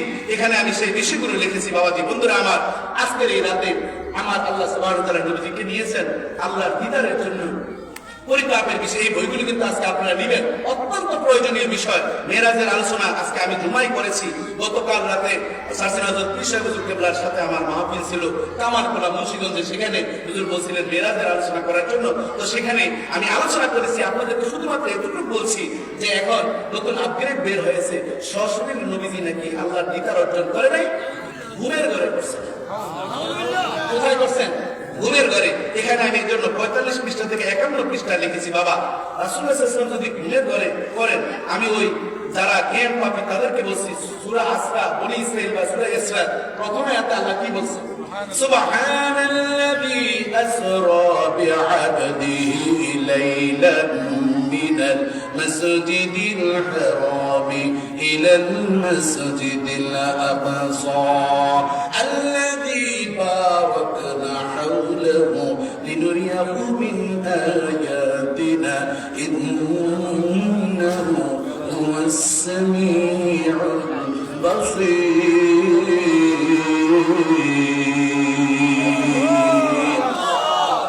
আল্লাহ তাআলা পবিত্র আল্লাহ যিনি নৈশ ভ্রমণের ব্যবস্থা করেছেন বিআবদিহি, তার বান্দাকে। কাকে? আচ্ছা বলেন, বান্দা হওয়ার জন্য শরীরে গোস্ত আছে না নাই? রক্ত আছে না নাই? মজ্জা আছে না নাই? হাড্ডি আছে না নাই? শরীরের অর্গান গুলো আছে না নাই? তাহলে আব্দুল বলতে আল্লাহ তাআলা বুঝিয়েছেন এরকম রক্ত মাংসের এই পুরো বডিটাকে আমি আল্লাহ কি আমার দিদারের জন্য নিছি। সুবহানাল্লাযী আসরা, তাহলে আব্দুল ব্যবহার করেছেন। এখানে আব্দুলের বিভিন্ন ব্যাখ্যা বলেছি। আমি আর 10-15 মিনিট আলোচনা করছি, আপনারা আছেন তো ইনশাআল্লাহ? না বেশি আর বলা যাবে না, তারপরে যতটুকু সম্ভব আমি চেষ্টা করতেছি। তাহলে আব্দুল দিয়ে বোঝানো হচ্ছে যে সশরীরে আল্লাহ তাআলা আমার নবীকে কি নিয়েছেন, লজিক এক। দ্বিতীয় নম্বর, আপনি যদি বাড়িতে ভাবি সাহেবের কাছে গিয়ে বলতেছেন একটু আগে লন্ডন থেকে ঘুরে আইছি, তখন বলবো আমিও তোমার জন্য পাবনার টিকিট রেডি করছি, নাকি সুবহানাল্লাহ কইবে? বুঝেন নাই ওয়াজ আমার? লন্ডন থেকে ঘুরে আইছি, ইসলামপুরে তো একবার লন্ডন থেকে ঘুরে আইছি, কইবে যে পাবনার টিকিট কি রাত 12টার সময় গাড়ি রেডিও গাড়িটা রেডি করছি। কথা ঠিক কিনা বলেন? এটা যেমন বোকা মনে করবে, পাগল মনে করবে। সেখানে দেখুন আল্লাহ তাআলা সুবহানাল্লাহ ব্যবহার করেছে। সুবহানাল্লাহ কখন বলে বলেন তো? মানুষ মারা গেলে না আশ্চর্যের বিষয় নেই, আশ্চর্যের কোন বিষয় যদি বড় একটা মাছ যদি দেখে সুবহানাল্লাহ। কিন্তু এখন আমাদের ছেলে মেয়েরা বলে ওয়াও, কি বলে ওয়াও। আমার ক্লাসে একটি ছাত্ররা কয় ওয়াও, কামেলের ছাত্র যদি ওয়াও করে একটা বাচ্চা হয়েছে নাকি? কয় না, যেটা ডিজিটাল মানে কি ডিজিটাল ডিজিটাল কয় না, কোনটা ডিজিটাল বাচ্চা হইলে মা মা কয় না। এখন যে আশ্চর্যের কিছু দেখলে কি কইতে হয়? ওয়াও কইতে হয় আর কি। ওদের বিড়ালে কয় না ওয়াও মেয়াও এরকম, মানে প্রাচ্যবাদীরা আমাদেরকে কিছু বাংলাদেশে এখন আমদানি দিতেছে, আর কত নানান জিনিস আমদানি করতে করতে ওদের সভ্যতা এখন নিয়ে আস্তে আস্তে পার্শ্ববর্তী রাষ্ট্র থেকে পোশাকের ডিজাইন এনে পেট খালি পিঠ খালি কপালের উপরে এক নোকটা, কথা ঠিক কিনা বলেন? আরে আমার অনেক বোনেদেরকে কিছুদিন আগে আমি উত্তরে একটা মেয়ে দেখলাম, তো এই মেয়েটা হাঁটু ছিঁড়া পুরু ছিঁড়া, তো আমার আর সহ্য হইতেছে না। আমি বলি ও বোন তোমার এই হাঁটুর এই অবস্থা কাহারে, কোন জায়গায় পড়ে গেছে মনে হয়? আঙ্কেল কি বলতে চাচ্ছেন? আপনি না তুমি ব্যথা পাইছো না, এদিক দিয়ে ছিঁড়ে গেছে। না এটা পেশন পেশন। আমি এটা কোন জাতের পেশন? আপনি জানেন এগুলো আপনি বুঝবেন না। আমি বললাম ও বোন সেই তো না, মোটামুটি বুঝি, আমি ঢাকা বিশ্ববিদ্যালয়ে বাড়িতে পড়াশোনা করছি, তো বুঝি। তো তুমি এইরকম ছিঁড়া এখানে আবার কি হয়েছে, ফান্সি দিছে কেউ? এরপরে বলো জানেন এই প্যান্টটার দাম কত? মাস্কাট প্লাজা থেকে কিনেছি, এই প্যান্টটার দাম হচ্ছে ৩৫০০ টাকা। কৌকা নাউজুবিল্লাহ। সিলেটে বলে কি গরুকা নাউকা কৌকা। তো ৩৫০০ টাকা দিয়ে আমার বোনের কি আছে প্যান্ট, সিরা প্যান্ট। আমি ভাবছি আশা প্রসাদ খেয়ে কোন রকম পড়ছে বা ছিটছে, এরকম দুর্ভিক্ষ রুচির নামছে কি নামে নাই? বাবাজি বন্ধুরা আমার গভীর মনোযোগ। বর্তমান প্রেক্ষাপটে ওয়াজগুলো করতে গেলে অনেকের কষ্ট লাগে, বাস্তব কথাগুলো বললে আমাদের শরীরে লাগে, কথা ঠিক না বলেন? এখন দেখা যায় 31 নাইট কয়দিন আগে গেছে কি যায় নাই। আমি মনে মনে ভাবছি দেশ নেত্রী আপুসের নেত্রী বেগম খালেদা জিয়া যেহেতু মারা গিয়েছেন, অন্তত এই দিনটা একটু কম ফুটপাট হইবে। কিন্তু দেখা যায় এত বেশি আতঙ্কবাদী হয়েছে, ওয়াজের কথাই বলা যায় না। ওয়াজ করবো নাকি ফুটকার আওয়াজ শুনলাম, কথা ঠিক কিনা বলেন? কত মানুষ অসুস্থ, হার্ট অ্যাটাকের রোগী, মানুষের ভিতরে সেই অনুভূতি নাই, আগের মতোই চলছে তো চলছে। এর জন্য একটি বিষয় মনে রাখবেন, এই পুক্তা আতশবাজি এগুলা ইহুদি নাসারাদের আমদানিকৃত, তাদের পক্ষ থেকে বাংলাদেশে আনা হয়েছে, কথা ঠিক কিনা বলেন? এই পয়লা বৈশাখ রমজান দেখেন, এটি মুসলমানদের কোন সভ্যতা নাই, কথা ঠিক কিনা বলেন? এগুলো হচ্ছে হিন্দু আনি কৃষ্টি কালচার। গায়ে হলুদের অনুষ্ঠান করা হচ্ছে। আমার মুসল্লি দিচ্ছি ভাই, আমার এক মুসল্লি, তিনি তার ছেলের ট্যাক্সে বাজাচ্ছে। জুমার দিন গেলাম, কয়েকজন বলে হুজুর মসজিদের অমুক কমিটির সদস্য ওনার ছেলের বিয়ের অনুষ্ঠানের গায়ে হলুদের অনুষ্ঠানের ট্যাক্সে বাজারের কারণে আজ 2 দিন বুঝাইতে পারি না। আপনি এটা নিয়ে কি বলবেন? তো আমি ইসলামের অপসংস্কৃতি নিয়ে আলোচনা করতে গিয়ে বললাম, ও বাবা রে বাবা, উনি আমার বিয়ার দাওয়াত দিয়েছেন, পরে শুনি আমার উপর খেইবা উনি বিশাল ভগবান হয়ে গেছেন, বুঝতে পারছি। পরবর্তীতে এই পুরা কেমনে সামলাইবেন আমিও খবর পেয়ে বলছি, আমি আজকে থেকে জুমা থেকে যাদের কোন ছেলে সন্তানের মেয়ের গায়ে হলুদে ট্যাক্সের বাজারে অনুষ্ঠান করবে, আমি প্রতিবার এই এলাকার কোন দাওয়াত খাবো না। মসজিদে এমন জোরে ঠিক বলছে, আমি বলি আপনারা এত জোরে ঠিক করেন না, আপনারা তো এই পক্ষ ঠিক এই পক্ষ ঠিক। যখন পুলিশ খতিবরে নিয়ে যাইতে আছে, তখন সবাই আবার বলতেছেন ইন্না লিল্লাহি ওয়া ইন্না ইলাইহি রাজিউন। আরে আমি খতিব সাহেব খুব ভালো ছিল, হুজুরে প্রায় রেডিওতেও দেখাইতো, এরকম করে আফসোস করে, কথা ঠিক কিনা বলে? কেউ সামনে আগায় না, মানে এই পদও ঠিক সেই পদও ঠিক। এরপরে আমি আর কোন বিয়ের অনুষ্ঠানে কি যাই না। উনি রাত করছে, তাতে কি হয়েছে? এই জন্য আমি কি না খেয়ে মারা গেছি? এই জন্য আমাদের আলেম ওলামা যারা এই এলাকা বা যেখানে আছেন, যেখানে আতশবাজি ট্যাক্সের চলবে, হুঙ্কার দিয়ে দেবেন মসজিদে। যাদের সন্তানরা তাদের বিয়ের অনুষ্ঠানে এই গায়ে হলুদ হয়ে অশালীন কাজ চলে, তাদের দাওয়াত আমরা খেতে যাব না, রাজি আছেন না নাই? তাদের বিয়ের অনুষ্ঠানে আমরা যাব না, তাদের জানাজা পড়াতে আমরা যাব না। এই ইমানি শক্তি আমাদের থাকার দরকার আছে না নাই? তাদের আছে তো আল্লাহ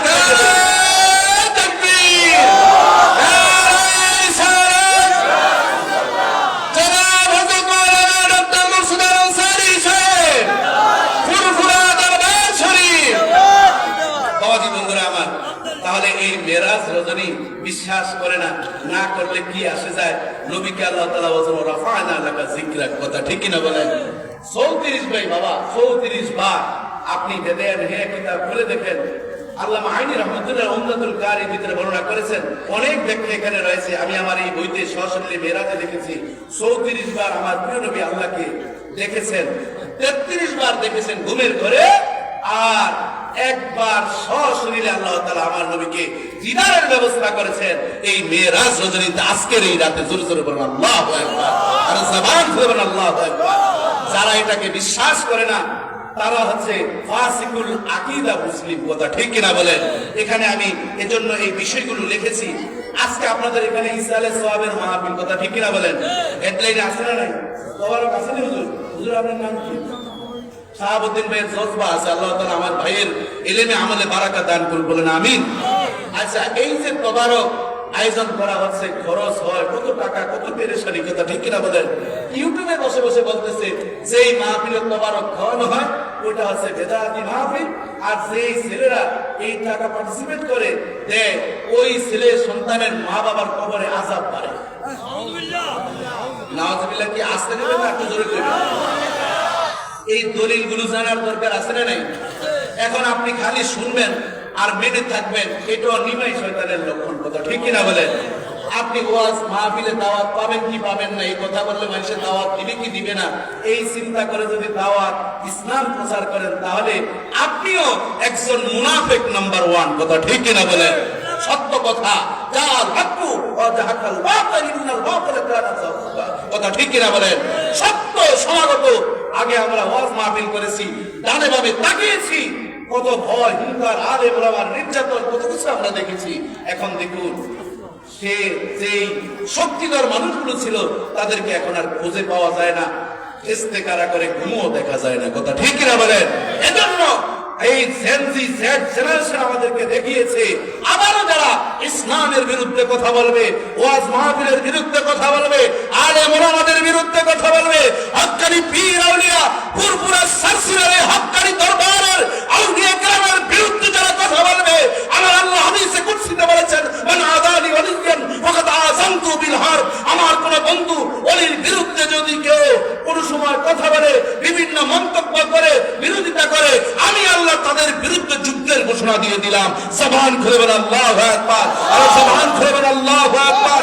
মনে রাখবেন বাংলাদেশ এই ৫৬,০০০ বর্গ মাইলের এরিয়ায় আল্লাহু আকবারের নবীতে সূর্য উদিত হয়, আল্লাহু আকবারের নবীতে সূর্যাস্ত যায়। এই জমিন শাহজালাল, শাহপরান, শাহ মাকতুম, গরিবুল্লাহ, নাজুল্লাহ, আজিদ মুস্তাফি রহমাতুল্লাহ আলাইহি এবং কুররা মুজাদ্দিদ আবু বকর সিদ্দিক রহমাতুল্লাহ আলাইহি, আব্দুল হাই সিদ্দিক রহমাতুল্লাহ আলাইহি, আব্দুল কাহার সিদ্দিক রহমাতুল্লাহ আলাইহি এবং মুজাদ্দিদ জামান শাহ সুবিন সারউদ্দিন আহমদ রহমাতুল্লাহ আলাইহি, সারসিন আবু জাফর সালেহ রহমাতুল্লাহ আলাইহি, শাহ মুহিবুল্লাহ রহমাতুল্লাহ আলাইহি এবং আব্দুল্লাহ মারুফ সিদ্দিক আল কুরাইশি এই আল্লাহর গভীর রাতে চোখের পানি ঝরিয়ে ঝরিয়ে ইসলামের জন্য বাংলার জমিনের ইঞ্চি ইঞ্চি পরতে পরতে ইসলামকে উর্বর করেছে। এই জমিন নাস্তিক, মুরতাদ, ইসলাম বিরোধীদের হাতে কারাগারে তুলে দিতে চাই না। তো হাত তুলে আল্লাহকে দেখিয়ে তাকবীর, নারে রিসালাত, ইসলামের দুশমনেরা, ওলি আল্লাহর দুশমনেরা, ইসলামপুর দরবার শরীফ জনাব মাওলানা ডক্টর মুর্শিদ আনসারী সাহেব। বাবাজি বন্ধুরা আমার, আর 5 মিনিটের ভিতরে আমি শেষ করছি। ফাসিকুল আকীদা মুসলিম বলেছি আর ফাসিক মুসলিম দুটার উদাহরণ দিয়েছি। কথা ঠিক কিনা বলেন? আকীদার ভিতরে গোলমাল এই ধরনের যাদের আছে। আরেকটা বাকি থাকলো কামেল মুসলিম। কি মুসলিম? কামেল মুসলিম, পরিপূর্ণ। তারা নামাজ পড়ে, আনতা আবুদাল্লাহ কান্নাকা তারাহু, আল্লাহকে দেখে দেখে। ওই অবস্থায় যদি বুঝতে না পারে, ফাইন লাম তাকুন তারাহু ফাইন্নাহু ইয়ারাক, যদি সেই পর্যায়ের ওলিউল্লাহ হতে না পারে, অন্তত ইসলামপুর মসজিদে নামাজ পড়তেছে, ইসলামপুর মাহফিলে এসেছে, ওই অবস্থা অন্তত যারা উপনীত হয়েছে তাদেরকে রব্বুল আলামিন কামেল মুসলিম হিসাবে কবুল করে নিবেন। নামাজ পড়তে পারেন নাই জামাতের, মনের ভিতরে একটা অনুতপ্ততা সৃষ্টি হয়েছে, একজনের সাথে খারাপ আচরণ করেছেন, মনের ভিতরে একটা দুশ্চিন্তা নিয়ে সারা রাত চিন্তা করতেছে, আর এই লোকটার সাথে কেমন আচরণ করলাম। দেখলে তার সাথে মাপ চাওয়ার জন্য একটা মন সৃষ্টি হয়ে যায়, বুঝলেন আপনার অন্তরের ভিতরে আল্লাহ প্রদত্ত নূর সৃষ্টি হয়ে গেছে। নামাজ পড়তেছেন, নামাজের ভিতরে আমরা পড়ি কিন্তু নামাজের স্বাদ পাই না, এরকম আছে না নাই? এখন রাসূলুল্লাহ বলেন এটার জন্য 5টা ফর্মুলা আছে। কয়টা ফর্মুলা? কিন্তু সব বলা সম্ভব না, একটা কেবল বলছি। নবীজি বলেন নামাজ পড়ো, সল্লে সল্লে কাল মারতে, তুমি নামাজ পড়ো জীবনের শেষ নামাজ মনে করে, এশার নামাজ এটি আমার শেষ, আর ফজরের নামাজ আমার নসিবে নাও কি হতে পারে, তাহলে তোমার ওই নামাজের মাধ্যমে আল্লাহর দিদার নসিব হয়ে যাবে।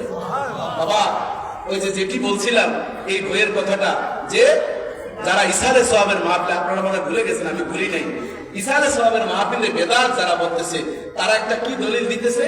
নবীজি বলেন, আবু হুরায়রা রাদিয়াল্লাহু তাআলা থেকে বর্ণিত কিতাবুল আতমাতে এসেছে, বুখারী শরীফের দ্বিতীয় খণ্ডেতে এসেছে, রাসূলুল্লাহ সাল্লাল্লাহু আলাইহি ওয়াসাল্লাম আন্নাল মাইয়াতা ইউযাযু ফি কবরি বিমা নিহা আলাইহি, মৃত ব্যক্তির কবরে আযাব হয় যদি না হয়, ইয়ানি শব্দের অর্থ আছে মাতম করা, বিলাপ করা, কিন্তু তারা এটাকে কনভার্ট ডাইভার্ট করে অনুবাদ করতেছে যে যদি মানুষকে খাওয়ানো হয়, জোরে জোরে বলেন নাউযুবিল্লাহ। জাহিলিয়াতের জামানায় নাফারুল বিক মরতো আমার বাপ মা ভাড়া করে নিয়ে আইতো, ওই যে কাটারি ইংরেজদের মতন কান্নার জন্য 2 ঘন্টা কাজ বাতন করে পুলিশ নিয়ে দিত, এরকম ছিল তখন, কথা ঠিক কিনা বলেন? এক লোকে বরিশাল যাইতে আছে, চুলকানি তার আছে, সারা রাত চুলকাইছে, সকালে ঘুম থেকে উঠে কয়, কিরে কাইসা মজা পাইলাম না, চুলকাইছে তো সারা রাত, আমারে মজা পাবি কেমন? এরকম আছে না নাই? আমার জীবন আমার এজন্য রাসূলুল্লাহ সাল্লাল্লাহু আলাইহি ওয়াসাল্লাম বলেছেন, আল মাইয়িতু ইউযাযু ফি কবরি বিমা নিহা আলাইহি, মৃত ব্যক্তির কবরে আযাব বাড়ে যদি আপনজন বিলাপ করে, কান্না করে, এরকম আছে না? না, ও মা মা গো কেমনে তুমি গেলা গো, এরকম আছে না নাই? সুর দিয়ে যখন মা বোনরা কান্না করে, আবার নবী বলছেন এই আওয়াজ পরপুরুষে শুনবে আর মা বাবার কবরে আযাব হতে থাকবে। এটাকে এখন ব্যাখ্যা করে বলতেছে মানুষকে খাওয়াই, অথচ আমার নবী বলেন, মান কানা ইউমিনু বিল্লাহি ওয়াল ইয়াউমিল আখির ফালিয়ুকরিম যায়ফা, যে ব্যক্তি আল্লাহর প্রতি ঈমান এনেছে এবং পরকালের প্রতি বিশ্বাস স্থাপন করে, সে যাতে বেশি বেশি করে মেহমানদারি করে। নবীজি অন্য হাদিসে বলেন, এই বিষয়গুলো আমি এখানে এনেছি, সবাই বই কয়েকটা সেট নিয়ে এসেছি, আপনারা এই বইগুলো নেবেন। এজন্য যারা এই সুন্নিয়াতের বিরুদ্ধে কথা বলে, আকীদাকে নষ্ট করে ফেলছে, সাহাবায়ে কেরামদেরকে মেয়ারে হক বলে না, নবীগণ নিষ্পাপ বলে না, তাদের বিরুদ্ধে আমাদের হাতিয়ার হচ্ছে এই বই, কথা ঠিক কিনা বলেন? আউলিয়া কেরামের হাতে বায়াত হওয়াকে এখন বেদাত বলছে। আমি গতকাল আমার গোলার মাহফিলে বলছিলাম, যারা জীবন জৈবন দিলেন দরবারের জন্য, কিন্তু কোনোদিন আপনার সন্তানদেরকে পীরের কাছে আনলেন না, মেয়ে বিয়ে দিচ্ছেন জামাইদের কারণে, আজকে কোন মুরব্বী যেন এই যে এই মুরব্বী আপনারা জামাই নিয়ে আসছেন, আপনার নাম কি যেন? আবু সাইদ মোহাম্মদ শরফুদ্দিন, উনি ওনার মেয়ের জামাইকে আমার সাথে পরিচয় করে, আমি খুব খুশি হলাম। আমি বললাম ঠিক আছে, নবীজি বলছেন আওলাদুন সিররুল্লিয়া বিহি, সন্তান হবে বাবার মতন, মুরিদ হবে কি পীরের মতন, পীর হবে আল্লাহর নবীর মতন, ঠিক কিনা বলেন? আপনি জীবন জৈবন কাটিয়ে দিলেন পীরের খেদমতে, পীরের চরণে, কিন্তু জামাইরও আনলেন না, ছেলেগুলো আনলেন না, খাইতে বসে এখন ছেলে বলতেছে দোয়া তুলে দোয়া মিনাজাত করে বিদআত, মিলাদ কিয়াম করা বিদআত, এই ধরনের ফতুয়া দেয় কি দেয় না? পীরের কাছে যাওয়া শিরক, কদম বুঝি করতে গেলে এগুলা ওল্ড মডেল, এগুলা এখন আর চলে না, কথা ঠিক কিনা বলেন? এক জায়গায় আমার ছাত্ররা এসে কদম বুঝি শুরু করলো, নতুন নতুন ডিজাইনের টিচার এখন নিয়ে গেছে এনটিআরসি থেকে, আল্লাহ রে মুহাদ্দিস হুজুরে তো পুরো বেদাত ফসরে দিতেছে। কি ফসরে দিতেছে? আমি বললাম কোন বেদাত? বলতেছে কদম বুঝি চলে না, এগুলো কি বেদাত বলে হাদিস, এরকম কথা বলে কি বলে না? আমি বললাম কদম বুঝি সম্পর্কে হাদিস কয়খান জানেন? কয় না, এরকম ওই হুজুরে ওয়াজ করছে, ইউটিউবের বড়টা হুজুরের থেকে শুনছি। দলিল কি? ইউটিউবের বড়টা হুজুর, কোন হুজুর? বড়টা হুজুর। তাহলে নিজের নাই চালা বড়টা হুজুরের উদাহরণ দেয়, এই ধরনের আছে না নাই? ওই বেয়াই সাহেব, ওই সলিমুদ্দিন ভাইয়ের ঘরে বিকালে দুপুরে আপনার দাওয়াত, আপনার দাওয়াত ঘরে দেওয়া লাগবে, উনি আগে 2 দিন আগে দাওয়াত দিছে, এরকম আগলা পীড়িতের কিছু মানুষ আছে না নাই? নিজের এলেম কালাম কিছু নাই। এক জায়গায় এক মসজিদে, ঢাকা এক মসজিদে গন্ডগোল হলো, আমি আমার এই বইতে লিখেছি দুহাত করে মোনাজাত করা ফরজ নামাজের পর বিভিন্ন মসজিদে এখন বন্ধ, কথা ঠিক কিনা বলেন? আমি এক মসজিদে হঠাৎ গন্ডগোল, খতিব সাহেব ঘোষণা দিল 5000 টাকা দেওয়া হবে যে দোয়া মোনাজাতের দলিল দিতে পারবে। তো আমার জাতীয় মসজিদ বাইতুল মুকাররমে আমি লিস্টেড মুফাসসির, সেখানে তাফসীর করি বিভিন্ন অনুষ্ঠানে, এবারও গত মিলাদুন নবী ইসলামও আমি সেখানে আলোচনা করেছিলাম। তো সেখানে আমার এই বইগুলো যেমন এনেছি সেখানে নিলাম, বই বিক্রি হয়েছে, ভাগ্য ভালো ওই মসজিদের এক মসজিদে কি এই বইটা নিছেন, উনি বললেন আমার কাছে আছে, অমুক মসজিদের খতিব সাহেব লেখছেন। এই যে আমি এখানে প্রথমত আমি শুধু গল্প আকার আপনাদেরকে বলছি না, নিজে রাতের পর রাত রেখে ফুটনোট দিয়েছি, ওই নসাদসা বাংলা বাজারের বই নয়, কোন হাদিসের কত পৃষ্ঠায় কিতাবগুলো রেফারেন্স আমি দিয়েছি। প্রথম অধ্যায়তেই আমি এখানে লিখেছি, দেখুন দোয়া পরিচিতি, দোয়ার প্রয়োজনীয়তা, দোয়া করার আদব, দোয়ার উত্তম সময়, দোয়ার উত্তম স্থান, ফরজ নামাজ বা দোয়া করে উত্তর দোয়া করা, দোয়ার সময় হাত উত্তোলন কতটুকু করা যাবে, তখন উনি বললেন, হুজুর আমার কাছে তো এমন বই আছে। যাই হোক, পরবর্তীতে ওই ভদ্রলোকরা, কমিটিরা আমাকে দাওয়াত দিলেন যে হুজুর বিরাট গন্ডগোল হয়েছে, হাতাহাতি হয়েছে, মারামারিটা শুধু বাকি ছিল, একটু সময় দিয়ে আমি আসলাম। এই দলিল দেখানোর পর আমি হুজুরকে বললাম, হুজুর আপনি যে এই দলিলগুলো বলছেন এগুলা কোথায় থেকে, দুই একটা হাদিস বলেন। কয় না হুজুর, আমি ওই যে ইউটিউবে শুনছিলাম, অমুক অমুক কিতাবে আছে, এগুলো আমি তো বাসায় নোট করে রাখছি, এখন কি নাই বলেন না কেন, বাকিটা কোন এখন মনে নাই। অথচ বিধান হচ্ছে আল ইলমু ফিস সুদূর লা ফিস সুদূর, এলেম থাকবে সিনার মধ্যে, লাইনের মধ্যে, বইয়ে ঘরের ভিতরে থাকবে না। যখনই প্রয়োজন হবে জবান থেকে বের করে দিবে। কথা ঠিক কিনা বলেন? আমার নবী কোরআন যখন নাজিল হতে লাগলো, নবী করিম সাল্লাল্লাহু আলাইহি ওয়াসাল্লাম বেশি বেশি মুখস্থ করার জন্য চেষ্টা করলেন। আল্লাহ তাআলা নাজিল করলেন, লা তুহাররিক বিহি লিসানাকা লিতা'জালা বি ইন্না আলাইনা জামআহু কুরআনা। জোরে জোরে বলেন আল্লাহু আকবার। ইন্না আলাইনা জামআহু কুরআনা, আমি আল্লাহ জমা করে রাখছি আপনার বক্ষের ভিতরে। আপনার জবান নাড়ার প্রয়োজন নেই, যখন প্রয়োজন হবে আপনার জবান থেকে আমি আল্লাহ অটো সিস্টেমে বের করে দিব। জোরে জোরে বলেন আল্লাহু আকবার। ও বাবা, এজন্য এই বইগুলো নেবেন। কামিল মুসলিম যে সে 5 ওয়াক্ত নামাজ পড়বে, বিবিদেরকে পর্দা করাবে, এবাদত যদি ছুটে যায় তখন অনুতপ্ততা রাখবে, হক্কানি পীর আউলিয়ার সোহবতে থাকবে, তরিকা ওজিফা তার অন্তরের ভিতরে, আমলের ভিতরে থাকবে। তাসদিক বিল জানান ওয়া ইকরার বিল লিসান ওয়া আমল বিল আরকান, হাযা ঈমান। অন্তরে আল্লাহকে লালন করা, জবানে স্বীকৃতি দেওয়া, বাস্তবে সেটা আমল করা। এবং এই আল্লাহর ওলিদের কাছে আসলে কি লাভ সে সম্পর্ক আমি আপনাদেরকে বলে দিই। সেটি হচ্ছে আল্লাহ তাআলা বলেছেন, ইয়া আইয়ুহাল্লাযীনা আমানুত্তাকুল্লাহ ওয়া কুনু মা'আস সাদিকিন। আল্লাহর ওলিদের কাছে আসলে এমন একটা লাভ হবে, সোহবতে সলে তোরা সলেহ গুনাত, সোহবতে সলে তোরা সলেহ গুনাত, সোহবতে তলেহ তোরা তলে গুনাত। এক জামানা সোহবতে বা আউলিয়া, এক জামানা সোহবতে বা আউলিয়া, বেতরে আজ সদে সলে তো আতে বেরিয়া। জোরে জোরে বলেন আল্লাহু আকবার।